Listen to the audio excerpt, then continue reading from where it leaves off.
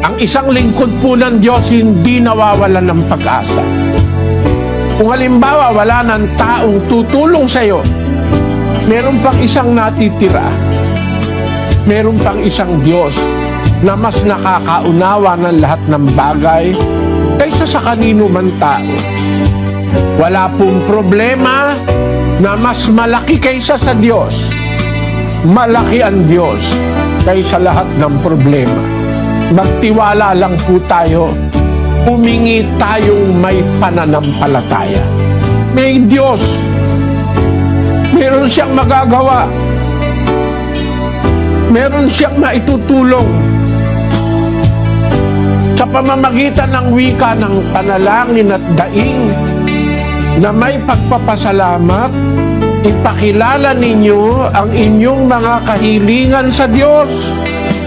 At ang kapayapaan ng Diyos na hindi masayod ng pag-iisip ay mag-iingat sa inyong mga puso at sa inyong pag-iisip kay Kristo Jesus.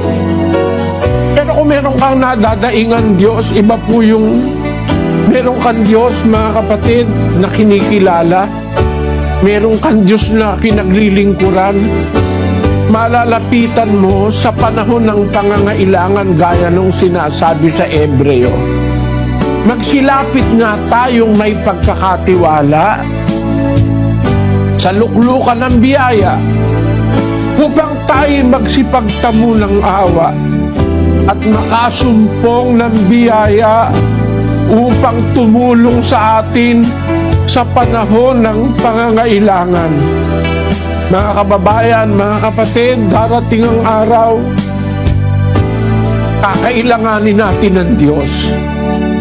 Merong mga panahon, kailangan natin ng asawa, ang kaibigan, ang anak, ang magulang, kailangan natin. Meron darating panahon, kailangan natin ng Diyos.